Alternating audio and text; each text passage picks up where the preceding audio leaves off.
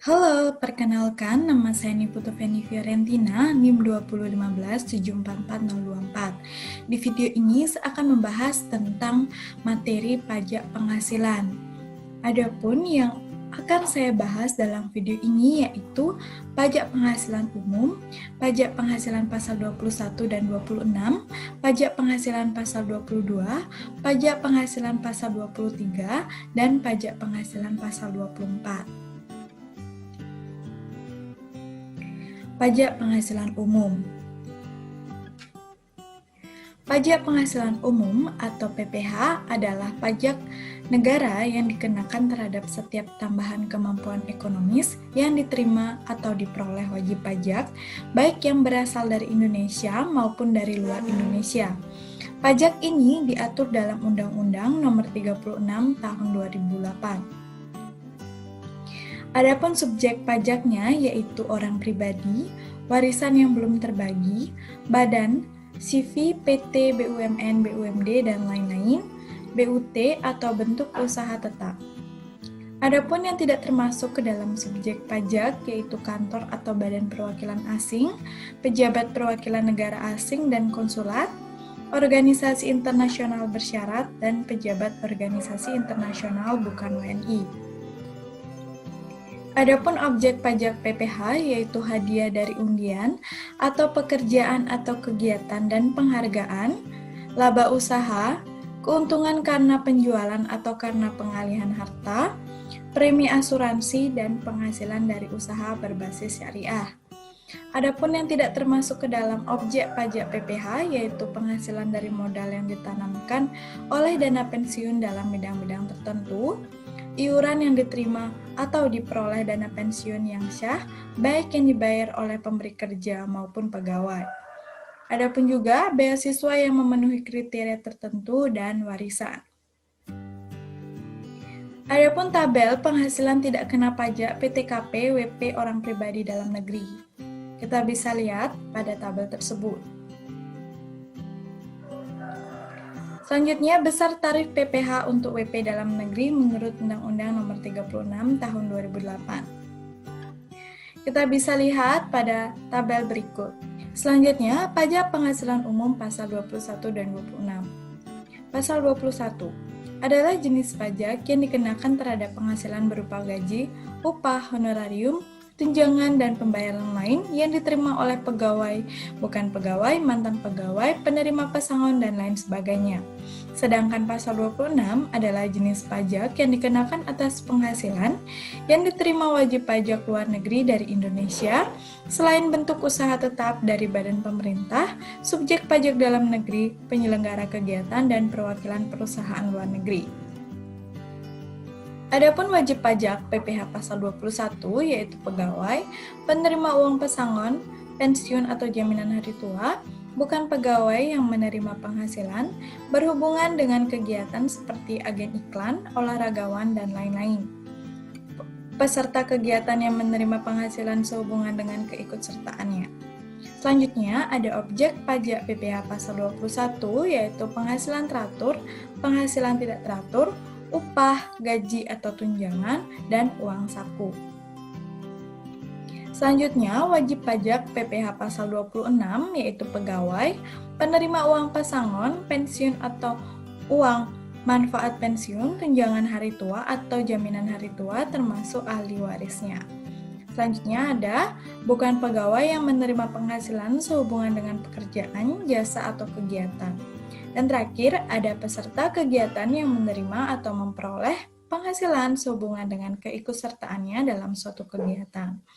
Selanjutnya, ada pemotongan pajak PPh pasal 26, yaitu orang pribadi yang melakukan kegiatan usaha atau pekerjaan bebas serta badan, pemberi kerja yang terdiri dari orang pribadi dan badan, bendaharawan atau pemegang kas pemerintah, dan dana pensiun, badan penyelenggara jaminan sosial tenaga, dan badan-badan lainnya. Selanjutnya, pajak penghasilan umum pasal 22. Pajak penghasilan pasal 22 adalah bentuk pemotongan atau pemungutan pajak yang dilakukan satu pihak terhadap wajib pajak dan berkaitan dengan kegiatan perdagangan barang. Adapun pemungutan pajak PPh pasal 22 yaitu Bank Devisa dan Direktorat Jenderal Bea dan Cukai, BUMN, badan usaha yang bergerak di dalam usaha industri semen, industri kertas, industri baja, industri otomotif, dan industri farmasi atas penjualan hasil produksinya kepada distributor di dalam negeri, produsen bahan bakar minyak, gas, dan pelumas. Selanjutnya, pengelompokan PPh pasal 22. Yang pertama, PPh pasal 22, bendaharawan pemerintah pusat atau daerah, dan BUMN atau BUMD, PPh pasal 22 impor, PPh pasal 22 yang dipungut badan-badan tertentu, baik badan pemerintah maupun swasta, berkenaan penyerahan hasil produksi dalam negeri. Ada juga objek pajak PPh pasal 22 yaitu impor barang, pembayaran atas pembelian barang yang dilakukan oleh BUMN atau BUMD yang dananya dari belanja negara atau belanja daerah, penjualan hasil produksi di dalam negeri yang dilakukan oleh badan usaha yang bergerak di bidang industri semen, kertas, baja, dan otomotif. Tarif pajak PPh pasal 22. Kita bisa lihat ada tarif pajak PPh pasal 22 sebagai berikut. Selanjutnya, pajak penghasilan umum pasal 23.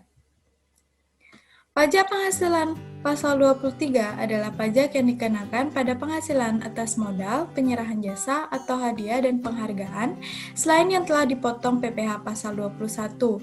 Adapun subjek pajak PPh pasal 23 yaitu badan pemerintah, WP Badan Dalam Negeri, penyelenggara kegiatan BUT, dan perwakilan perusahaan luar negeri lainnya.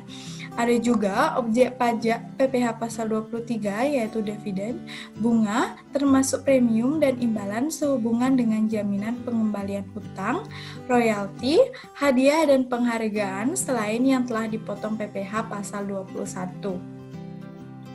Adapun yang dikecualikan dari potongan PPh pasal 23 yaitu penghasilan yang dibayar atau terutang kepada bank, sewa yang dibayarkan atau terutang sehubungan dengan sewa guna usaha dengan hak opsi, dividen sebagaimana dimaksud dalam pasal 4 ayat 3, atau dividen atau badan bagian laba yang diterima perseroan terbatas sebagai wajib pajak dalam negeri, koperasi, BUMN atau BUMD, bagian laba yang diterima anggota dari perseroan komanditer yang modalnya tidak terbagi atas saham-saham, persekutuan, perkumpulan, firma, dan kongsi, termasuk pemegang unit penyertaan kontrak investasi kolektif, dan sisa hasil usaha koperasi yang dibayarkan oleh koperasi kepada anggotanya, dan terakhir penghasilan yang dibayar atau terutang kepada badan usaha jasa keuangan. Selanjutnya, pajak penghasilan pasal 24. Pajak penghasilan pasal 24 merupakan pajak penghasilan yang terutang atau dibayarkan di luar negeri atas penghasilan yang diterima atau diperoleh dari luar negeri yang dapat dikreditkan terhadap pajak penghasilan yang terutang atas seluruh penghasilan wajib pajak dalam negeri. Tujuannya adalah untuk meringankan beban pajak ganda yang dapat terjadi karena pengenaan pajak atas penghasilan yang diterima atau diperoleh di luar negeri. Pajak yang dapat dikreditkan hanyalah pajak yang langsung dikenakan atas penghasilan yang diterima oleh wajib pajak. Pengkreditan dilakukan dalam tahun pajak digabungannya penghasilan dari luar negeri tersebut dengan penghasilan di Indonesia. Penggabungan penghasilan. Untuk penggabungan penghasilan yang berasal dari luar negeri dilakukan sebagai berikut. Yang pertama, penghasilan dari usaha dilakukan dalam tahun pajak diperolehnya penghasilan tersebut. Yang kedua, penghasilan lainnya dilakukan dalam tahun pajak diterimanya penghasilan tersebut.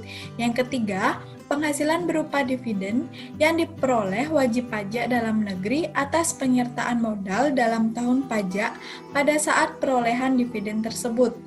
Jika penyertaan modal di luar negeri oleh WP atau ditambah WPDN lainnya lebih dari 50% modal perusahaan dan dilakukan pada perusahaan yang tidak menjual sahamnya di bursa efek, maka saat diperolehnya dividen adalah sebagai berikut.